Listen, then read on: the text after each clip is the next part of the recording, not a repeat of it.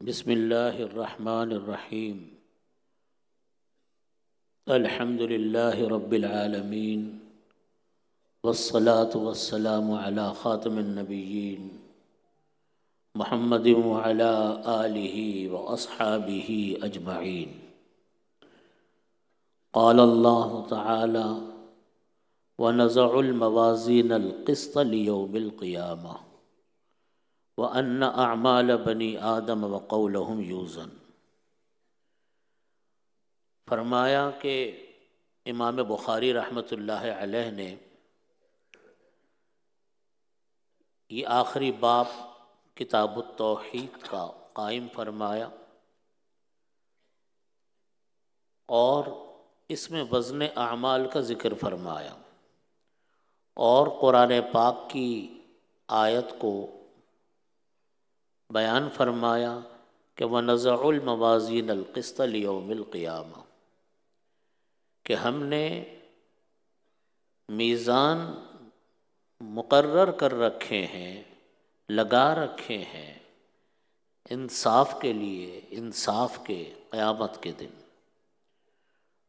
یعنی اللہ رب العزت فرما رہے ہیں کہ ہم نے انصاف کے لیے قیامت کے دن میزان مقرر کر رکھے ہیں، ان میں انسان کے اعمال کو تولا جائے گا، ان کا وزن کیا جائے گا۔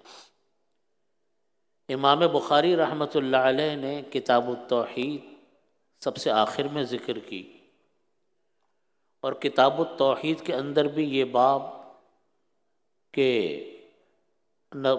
باب قول اللہ عز وجل وَنَضَعُ الْمَوَازِينَ الْقِسْطَ لِيَوْمِ الْقِيَامَةِ وَأَنَّ أَعْمَالَ بَنِي آدَمَ وَقَوْلَهُمْ يُوزَنُ، اس باب کے ذیل میں جو روایت لے کر آئے وہ کلمتان حبیبتان للرحمن والی روایت لے کر آئے، اور پہلا باب قائم کیا امام بخاری رحمۃ اللہ علیہ نے بالکل شروع میں، باب بدء الوحی۔ اس میں جو روایت ذکر کی وہ انما الاعمال بالنیات کی روایت ذکر کی۔ حضرات محدثین نے فرمایا کہ در حقیقت اصول کی بات تو یہ تھی کہ کتاب التوحید کو بالکل شروع میں ذکر کیا جاتا، اور شروع میں ذکر کرنے کی وجہ یہ ہونی چاہیے تھی کہ اصل چیز توحید ہے، اصل چیز انسان کا دین ہے، انسان کا کلمہ ہے، وہ شروع میں آنا چاہیے تھا۔ یعنی نیت کا جو باب ہے، نیت کی جو حدیث ہے انما الاعمال بالنیات، اس کے ساتھ ہی کتاب التوحید کو ذکر کرنا چاہیے تھا، لیکن امام بخاری رحمۃ اللہ علیہ نے انما الاعمال بالنیات باب بدء الوحی کو شروع میں ذکر کیا اور کتاب التوحید کو آخر میں ذکر کیا، اور سب سے آخری روایت جو لے کر آئے امام بخاری رحمۃ اللہ علیہ وہ کلمتان حبیبتان للرحمن والی روایت لے کر آئے۔ اس کا جواب حضرات محدثین نے بہت سارے دیے، جو سب سے زیادہ راجح جواب ہے وہ یہ ہے کہ در حقیقت امام بخاری رحمۃ اللہ علیہ شروع میں نیت والی روایت کو لے کر آئے انما الاعمال بالنیات، تاکہ انسان اپنی نیت کو درست کر لے۔ اپنی نیت کو درست کرے گا، نیت خالص اللہ کے لیے کرے گا، اس کے بعد پھر احادیث کا سلسلہ ہے، درس کا سلسلہ ہے، بے شمار احادیث ہیں جو امام بخاری رحمۃ اللہ علیہ نے یہاں قائم فرمائے۔ اور آخری روایت کو اس لیے ذکر کیا کہ انسان کی زندگی کے آخر میں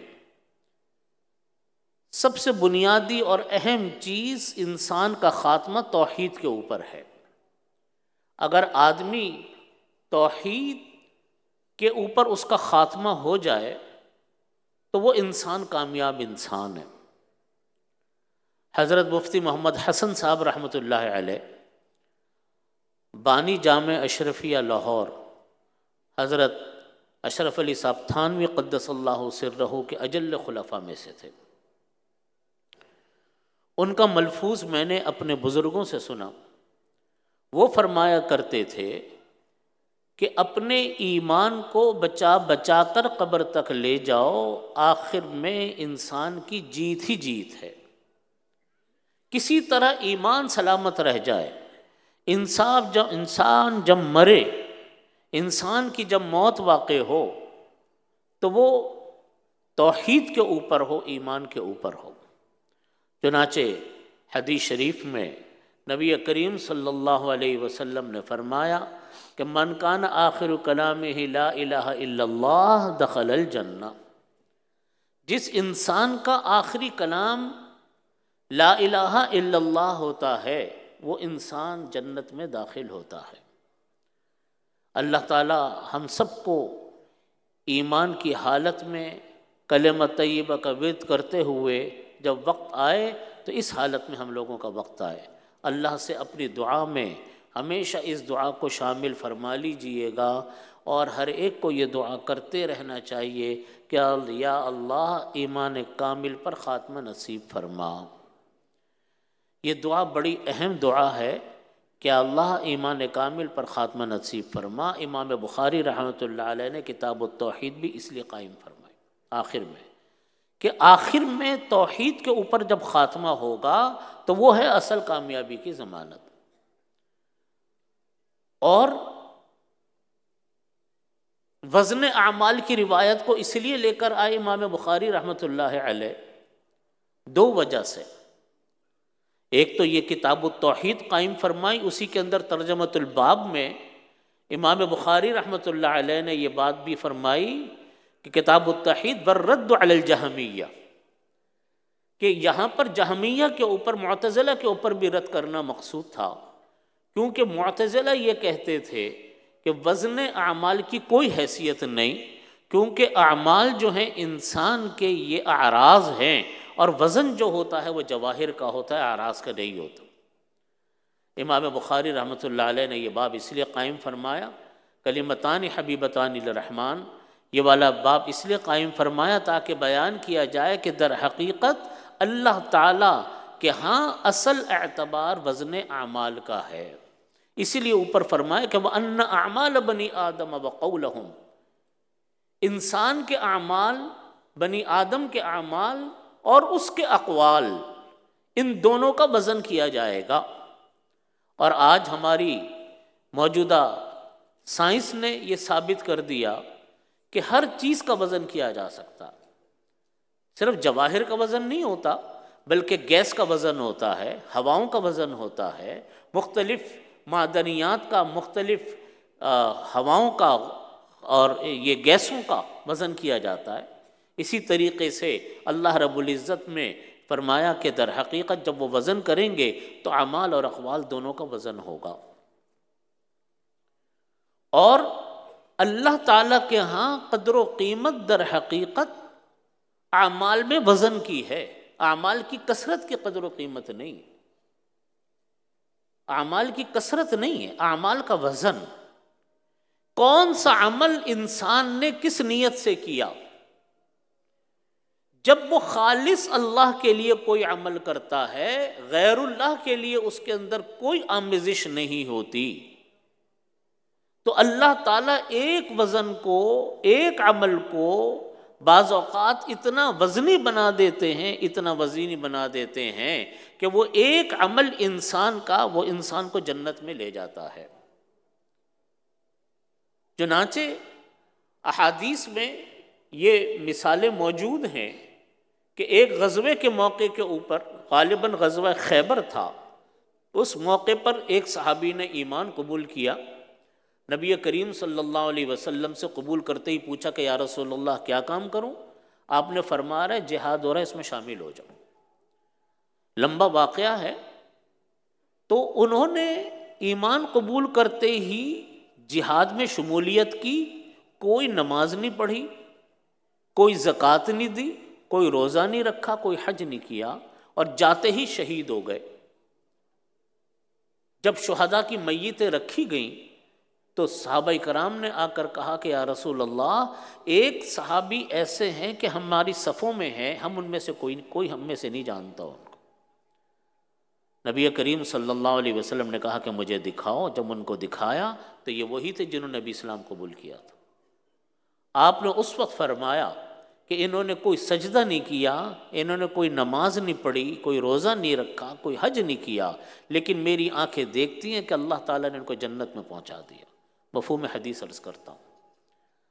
تو پتہ چلا کہ بعض اوقات ایک عمل انسان کا، ایک چھوٹا سی نیکی انسان کی، وہ انسان کو جنت میں لے جاتی ہے، اور بعض اوقات بڑے بڑے اعمال انسان کے ہوتے ہیں، وہ پڑے کے پڑے رہ جاتے ہیں، اللہ کی بارگاہ میں کوئی ان کا وزن نہیں ہوتا۔ حدیث شریف میں فرمایا نبی کریم صلی اللہ علیہ وسلم نے کہ بتاؤ مسکین کس کو کہتے ہیں؟ صحابہ کرام نے فرمایا یا رسول اللہ، جس کے پاس نہ روپیہ ہو نہ درہم ہو۔ آپ نے فرمایا کہ یہ مسکین نہیں ہے، مسکین وہ ہے جو اللہ کی بارگاہ میں نیکیوں کے اعمال لے کر آئے گا، اور جب وہ جائے گا اللہ کی بارگاہ سے تو برائیوں کے اور گناہوں کے انبار اس کے پاس ہوں گے۔ اور پھر نبی علیہ الصلوۃ والسلام نے اس کی تشریح اس طریقے سے فرمایا کہ یہ اس طرح ہوگا کہ ایک آدمی آئے گا اللہ کی بارگاہ میں، خوب نیکیاں ہوں گی اس کے پاس، لیکن گناہ بھی بہت ہوں گے۔ حق مانگنے والے موجود ہوں گے۔ ایک آدمی آ کر کہے گا کہ اللہ، اس نے میرے سے قرضہ لیا تھا واپس نہیں کیا۔ اللہ تعالیٰ فرمائیں گے کہ تم اس کو اپنی نیکیاں دو، کیونکہ وہاں روپیہ تو چلتا نہیں۔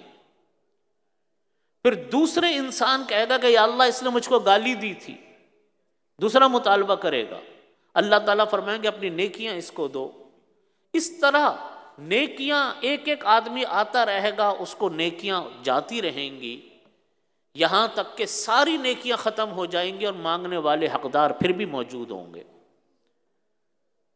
پھر اللہ تعالیٰ فرمائیں گے ہمارے ہاں تو انصاف ہے۔ پھر اللہ تعالیٰ فرمائیں گے کہ یہ حق مانگنے والا موجود ہے، تم اس کو اپنی نیکیاں دو، اور ان سے کہا جائے گا کہ اس کا اپنے گناہ اس کے کھاتے میں ڈالو۔ پھر وہ آدمی جو اپنا حق مانگنے آئے گا، وہ اپنا بوجھ ہلکا کرنے کے لیے اپنا گناہ اس کے کھاتے میں ڈالے گا، یہاں تک کہ اب گناہ کے انبار لگنے شروع ہوں گے، اور گناہ کے انبار لگتے لگتے لگتے لگتے وہ کہاں نیکیوں کے انبار لایا تھا اور کہاں گناہ کے انبار لگ جائیں گے۔ فرمایا کہ یہ مسکین ہے جو انسان آیا تھا اس لیے کہ میں بہت نیکیاں لے کے جا رہا ہوں۔ یہ معاملات اس انسان کے ساتھ پیش آئیں گے جو لوگ گناہ کرتے، گناہ کی پرواہ نہیں کرتے، خاص طور پہ حقوق کی پرواہ نہیں کرتے، کسی کا حق مارنے کی پرواہ نہیں کرتے۔ یہ معاملات ان کے ساتھ پیش آنے ہیں۔ اس لیے نبی کریم صلی اللہ علیہ وسلم نے اس بات کی بڑی تاکید فرمائی کہ اپنے گناہوں کی فکر کرو۔ دنیا میں انسان اگر گناہ کی فکر کرے تو اپنے گناہ کو وہ معاف کروا سکتا ہے۔ جو یہاں پر بات ہے وزن اعمال کی، تو اعمال کی اللہ تعالیٰ کے ہاں اعمال کی کثرت نہیں، اللہ تعالیٰ کے ہاں اعمال کا وزن ہے، اور وزن اعمال اللہ تعالیٰ کے ہاں بنیادی اور اہم ترین چیز انسان کا اخلاص ہے۔ ہر عمل اللہ کے لیے، کوئی عمل غیر اللہ کے لیے نہیں۔ جب انسان کا ہر عمل اللہ کے لیے ہو، اللہ تعالیٰ اس عمل کے اندر وزن پیدا فرماتے ہیں، اور اگر خدا نہ خواستہ اس کا کوئی عمل ایسا ہو جس کے اندر غیر اللہ کی آمیزش ہو، تو وہ اس عمل کا پھر کوئی حساب، کوئی معاملہ نہیں ہوتا۔ سورۃ الزمر کی آیت ہے وَبَدَا لَهُم مِّنَ اللَّهِ مَا لَمْ يَكُونُوا يَحْتَسِبُونَ۔ اللہ رب العزت فرماتے وَبَدَا لَهُم مِّنَ اللَّهِ مَا لَمْ يَكُونُوا يَحْتَسِبُونَ، کہ جب لوگ اللہ کی بارگاہ میں آئیں گے، ان کے سامنے ظاہر ہوں گی وہ چیزیں جس کا ان کو گمان بھی نہیں تھا۔ حضرت مفتی صاحب رحمۃ اللہ علیہ نے، مفتی شفیع صاحب رحمۃ اللہ علیہ نے معرف القرآن میں فرمایا کہ بہت سارے لوگ اپنے اعمال کرتے رہتے ہیں، نیک عمل کرتے ہیں، اور یہ سوچتے ہیں کہ میں اللہ کی بارگاہ میں جاؤں گا تو اللہ کے ہاں بڑی قدر و قیمت ہوگی، انہی اعمال کی وجہ سے وہ نیک سمجھے جاتے ہیں، دوسرے لوگ ان کی عزت کرتے ہیں، لیکن اللہ کے ہاں دمڑی اس کی کوئی قیمت نہیں۔ جب وہ یہ دیکھیں گے کہ ہمارے وہ نیک اعمال تو اللہ کے ہاں قبول نہیں ہوئے، بلکہ اللہ کی طرف سے ہمارے اوپر عذاب اور سزا کا سلسلہ ہے، فرمایا کہ یہ مطلب ہے وَبَدَا لَهُم مِّنَ اللَّهِ مَا لَمْ يَكُونُوا يَحْتَسِبُونَ، ان کے سامنے وہ چیزیں ظاہر ہوں گی اللہ کی جانب سے جس کا ان کو گمان بھی نہیں تھا۔ اسی آیت کی ذیل میں حضرت سفیان ثوری رحمۃ اللہ علیہ فرماتے ہیں، اس آیت کی تشریح میں حضرت سفیان ثوری رحمۃ اللہ علیہ فرماتے ہیں کہ یہ آیت ریاکاری کے بارے میں نازل ہوئی، ریاکاری کے بارے میں نازل ہوئی، ریاکاری کے بارے میں نازل ہوئی، 3 مرتبہ فرمایا انہوں نے کہ جو لوگ اللہ کوئی عمل غیر اللہ کے لیے کریں، کوئی عمل دکھاوے کے لیے کریں اور سمجھتے رہیں کہ ان کا بہت عمل مقبول ہو گیا، کوئی عمل ان کا اللہ کے ہاں مقبول نہیں۔ اس لیے اللہ پناہ میں رکھے ہم سب کو کہ ہم کوئی عمل ایسا کر بیٹھیں جو اخلاص خالصتاً اللہ کے لیے نہ ہو، تو در حقیقت جب عمل اللہ کے لیے ہوتا ہے اللہ تعالیٰ اس عمل کے اندر وزن پیدا فرماتے ہیں، یہ ہے وزن اعمال۔ اور دوسری چیز نیت بھی اللہ کے لیے ہو، طریقہ بھی شریعت اور سنت کے مطابق ہو۔ ہمارے ہاں ایک عجیب جملہ مشہور ہے، ایک عجیب طریقہ مشہور ہے، لوگ یہ کہتے ہیں کہ اللہ نیتوں کو دیکھتا ہے، یہ ایک بڑا چلتا ہوا جملہ ہے، طریقے غلط، انداز غلط، کام غلط، لیکن نیت یقیناً اچھی ہوگی تو کہتے ہیں اللہ نیتوں کو دیکھتا ہے۔ اس کی جو اور دلیل ہر ایک کو یہ یاد ہے، یہ حدیث شریف وہ پیش کرتے ہیں انما الاعمال بالنیات، حدیث شریف تو اپنی جگہ پر بالکل صحیح ہے، لیکن یہ حدیث شریف کا مطلب غلط لیا جاتا ہے۔ مطلب یہ لیا جاتا ہے کہ کوئی بھی کام کر لو بس اللہ نیتوں کو دیکھتا ہے، ایسا نہیں ہے۔ اللہ تعالیٰ نیت کو بھی دیکھتے ہیں، اللہ تعالیٰ طریقوں کو بھی دیکھتے ہیں، طریقہ بھی اللہ رب العزت دیکھتے ہیں کہ بندے نے طریقہ کیا اختیار کیا۔ ایک آدمی کو اگر کراچی سے لاہور جانا ہو تو وہ ریل گاڑی اگر لاہور کی لے گا، سواری لاہور کی لے گا تو لاہور پہنچے گا نا، لیکن اگر وہ سواری لے گا کوئٹہ کی اور نیت کر لے کہ میں جاؤں گا لاہور تو کبھی بھی لاہور نہیں پہنچ سکتا۔ اس لیے فرمایا کہ عمل ہو اللہ کے لیے اور نیت ہو خالص اللہ کے لیے، اخلاص، اور اس کے ساتھ ساتھ در حقیقت طریقہ بھی سنت کے مطابق ہو، اللہ تعالیٰ اس کے اندر عمل اس کے اندر اللہ تعالیٰ وزن پیدا فرماتے ہیں۔ اور بعض اوقات کوئی عمل جب خالص اللہ کے لیے ہوتا ہے اللہ تعالیٰ اس ایک عمل سے بعض اوقات انسان کی زندگی کی کایا پلٹ کر دیتے ہیں اور اس کے آخرت کو اللہ تعالیٰ اس سے آباد فرما دیتے ہیں۔ اسی لیے فرمایا کہ وَإِنَّ أَعْمَالَ بَنِي آدَمَ وَقَوْلَهُمْ يُوزَنْ، کہ انسان کے جو اعمال ہیں اور اس کے جو اقوال ہیں اللہ کی بارگاہ میں ان سب کا وزن کیا جائے گا۔ وقال مجاہد القسطاس العدل بالرومیہ، امام بخاری رحمۃ اللہ علیہ کی عادت یہ ہے کہ جب بھی امام بخاری رحمۃ اللہ علیہ کسی لفظ کی تشریح فرماتے ہیں اس سے ملتے جلتے دوسرے الفاظ جب آتے ہیں تو ساتھ ساتھ اس کی بھی تشریح فرما دیتے ہیں۔ قرآن کریم میں فرمایا کہ وزنوا بالقسطاس المستقیم، تو لفظ القسطاس آیا وہاں پہ تو اس کی تشریح فرمائی کہ قال مجاہد، امام مجاہد رحمۃ اللہ علیہ فرماتے ہیں کہ القسطاس العدل بالرومیہ، قسطاس رومی زبان میں عدل کو کہتے ہیں۔ وَيُقَالُ الْقِسْطُ مصدر المقسط، اور فرمایا کہ لفظ قسط جب آیا یہ 2 بابوں سے آتا ہے، مجرد سے بھی آتا ہے، مزید فی سے بھی آتا ہے۔ مجرد سے جب یہ آتا ہے تو ظلم کے معنی ادا کرتا ہے، اما القاسطون فکانوا لجہنم حطبا، جو ظالم لوگ ہوتے ہیں قرآن کریم میں فرمایا وہ جہنم کا ایندھن ہوں گے۔ اور لفظ قسط یہ مزید فی سے بھی آتا ہے، باب افعال سے بھی آتا ہے، تو اس وقت انصاف کے معنی ادا کرتا ہے۔ اس لیے یہ فرمایا کہ وہ یقال القسط مصدر المقسط، یوں بھی کہا گیا کہ قسط جو ہے یہ مقسط کا مصدر ہے، وہو العادل، اور مقسط چونکہ اسم فاعل کا صیغہ ہے اور باب افعال سے ہے تو عادل کے معنی میں آتا ہے۔ اور ان اللہ یحب المقسطین، قرآن کریم میں فرمایا اللہ تعالیٰ انصاف کرنے والوں کو پسند فرماتے ہیں۔ تو العادل مقسط جب یہ ہوتا ہے باب افعال سے مزید فی سے تو عدل کے معنی ادا کرتا ہے، انصاف کے معنی ادا کرتا ہے۔ وَأَمَّا الْقَاسِطُ فَهُوَ الْجَائِرُ، فرمایا کہ جب یہ مجرد سے ہوتا ہے تو ظلم کے معنی ادا کرتا ہے۔ وَأَمَّا الْقَاسِطُونَ فَكَانُوا لِجَهَنَّمَ حَطَبًا۔ اس کے بعد روایت ذکر کی، فرمایا وَبِهِ قَالَ حَدَّثَنَا أَحْمَدُ بْنُ إِشْكَابٍ قال حدثنا محمد بن فضيل عن عمارة بن القعقاع عن ابی زرعہ عن ابی ہریرہ رضی اللہ عنہ۔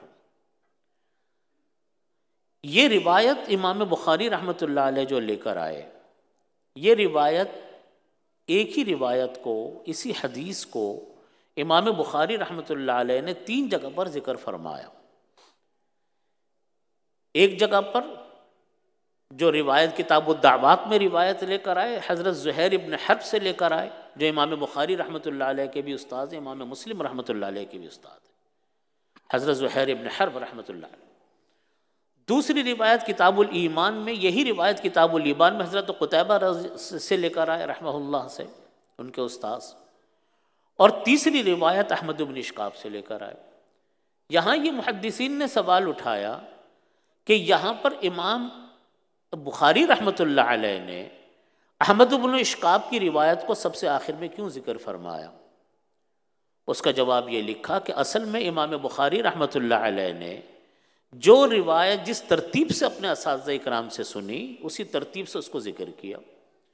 چونکہ امام احمد بن اشکاب رحمۃ اللہ علیہ سے امام بخاری رحمۃ اللہ علیہ نے اس حدیث کو آخر میں سنا، لہٰذا اس کو آخر میں بیان کی، اس وجہ سے اس کو آخر میں لے کر آئے۔ قال عن ابی ہریرہ رضی اللہ عنہ قال قال النبی صلی اللہ علیہ وسلم کلمتان حبیبتان للرحمن خفیفتان علی اللسان ثقیلتان فی المیزان سبحان اللہ وبحمدہ سبحان اللہ العظیم۔ فرمایا کہ 2 کلمے ایسے ہیں، حبیبتان للرحمن، کلمے 2 ہیں، صفات 3 ہیں، کلمے 2 ہیں اور صفات 3 ہیں۔ پہلی صفت ہے حبیبتان للرحمن، اللہ تعالیٰ کو انتہائی محبوب کلمے، اتنے محبوب کہ جو ان کلمے کو پڑھتا ہے وہ اللہ کی رحمتوں کا مورد بنتا ہے، جو انسان ان کلموں کو پڑھتا۔ چنانچہ فرمایا کہ کلمتان حبیبتان للرحمن خفیفتان علی اللسان، وہ 2 کلمے زبان کے اوپر بہت ہلکے ہیں، ثقیلتان فی المیزان، اور میزان میں، یہ میزان عدل میں، اللہ کے ہاں ترازوؤں میں یہ کلمے انتہا درجے کے بھاری بھرکم، زبان پر بہت ہلکے اور میزان میں بڑے بھاری بھرکم۔ وہ 2 کلمے کون سے ہیں؟ سبحان اللہ وبحمدہ سبحان اللہ العظیم۔ فرمایا کہ یہ 2 کلمے اللہ تعالیٰ کو اتنے پسند ہیں، اتنے پسند ہیں کہ حدیث شریف میں نبی کریم صلی اللہ علیہ وسلم نے فرمایا کہ یہ کلمے ایسے ہیں کہ جو انسان ان کلمات کو دن میں 100 مرتبہ پڑھ لے، کم از کم 100 مرتبہ، حطت عنہ خطایاہ ولو کان مثل زبد البحر، اللہ اس کے سارے گناہوں کو معاف فرما دیتے ہیں اگرچہ سمندر کے جھاگ کے برابر کیوں نہ ہو۔ اتنے پسندیدہ اللہ تعالیٰ کو یہ کلمات ہیں، اس لیے یہ کلمات کا ورد انسان کو کرتے رہنا چاہیے۔ ترجمہ اس کا یوں ہے کہ سبحان اللہ وبحمدہ، کہ یہاں پر حضرات محدثین نے فرمایا کہ اس کی ترکیب اس طریقے سے کی جا سکتی ہے، مختلف ترکیب کے احتمالات بیان فرمائے۔ جو زیادہ راجح ترکیب ہے اور وہ معنوی اعتبار سے بالکل صحیح بیٹھتی ہے، وہ یوں بیٹھتی ہے کہ واو کو حالیہ لیا جائے اور با کو تلبس کے لیے لیا جائے۔ واو حالیہ ہے اور با تلبس کے لیے، تو ترجمہ ہو جائے گا کہ اسبح سبحانہ و تعالی، اسبح سبحانہ و تعالی حال کونہ متلبسا بحمدہ۔ یہ ترکیب اس لیے کرنی پڑی تاکہ تعریف کے الفاظ، اللہ تعالیٰ کی تعریف کے الفاظ وزنی ہو جائیں، جاندار ہو جائیں۔ اللہ رب العزت، ترجمہ ہوگا میں اللہ کی تسبیح بیان کرتا ہوں کہ اللہ ہر عیب سے پاک ہے۔ فرماتے کہ تعریف تو ہے لیکن وزنی نظر نہیں آ رہی۔ کیوں؟ اس لیے کہ کسی کو یوں کہنا کہ بھائی وہ بے عیب ہے، یہ تو کوئی جاندار بات نہیں ہوئی نا۔ یہ کہنا کہ یہ بے عیب بھی ہے اور قابل تعریف بھی ہے، تمام تر محامد اس کے اندر موجود ہیں، تو وہ تعریف جاندار ہوتی ہے۔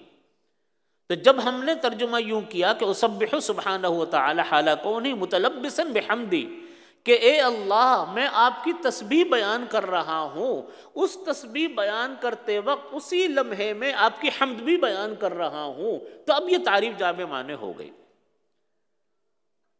کہ اللہ میں آپ کی تسبیح بیان کرتا ہوں اس طریقے سے کہ ساتھ ساتھ آپ کی حمد بھی بیان کرتا ہوں۔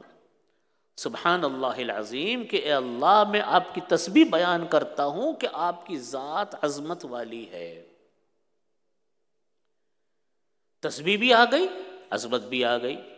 تو جہاں حمد کا ذکر آیا اللہ کے، سبحان اللہ و بحمدی، یہ اللہ تعالیٰ کی صفت جمال ہے۔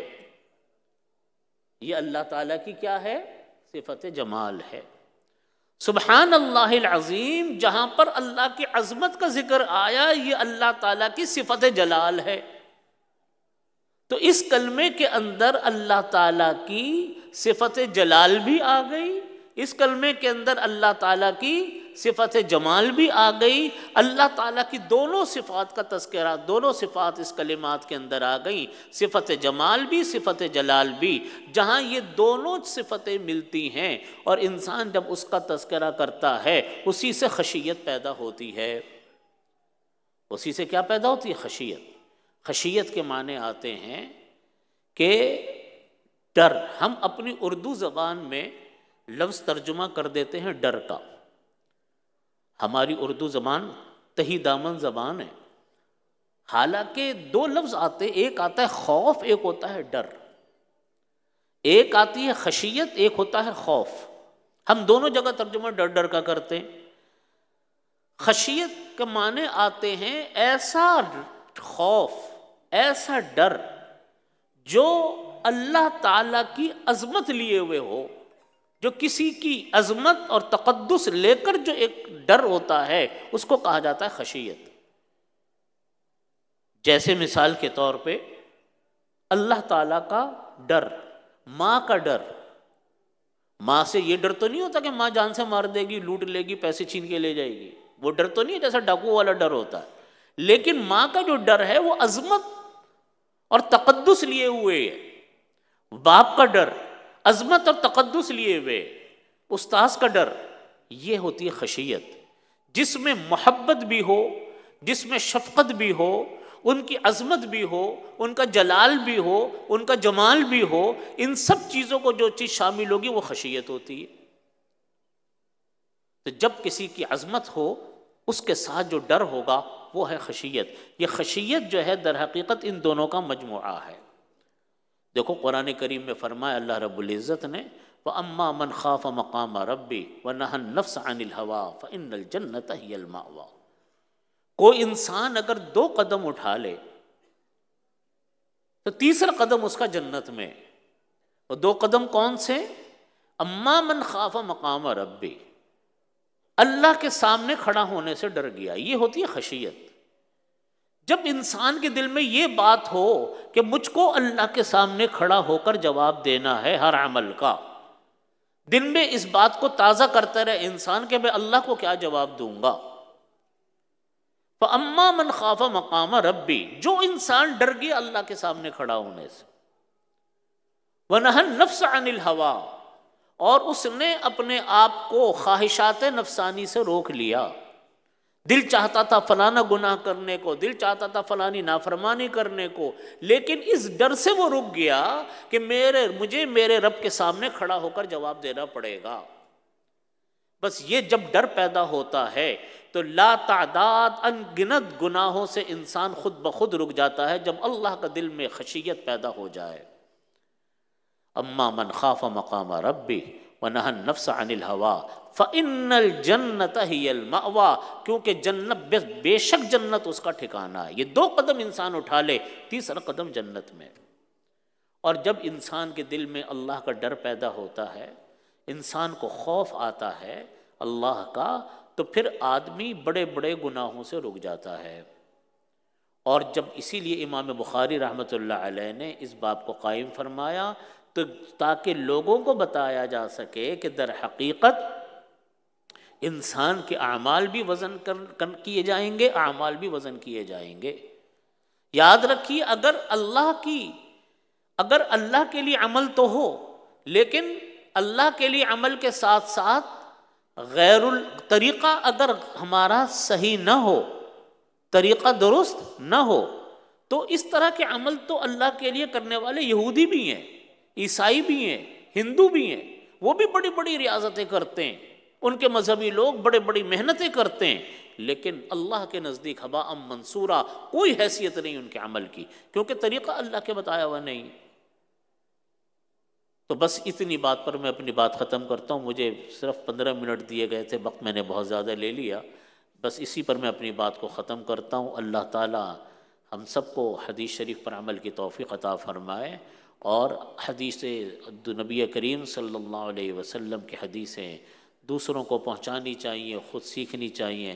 اللہ تعالیٰ سے یہ دعا خوب مانگا کریں، اللہ تعالیٰ قرآن کو اور حدیث کو پڑھنے کی توفیق عطا فرما، سمجھنے کی توفیق عطا فرما، عمل کی توفیق عطا فرما، اور دوسروں تک پہنچانے کی توفیق عطا فرما۔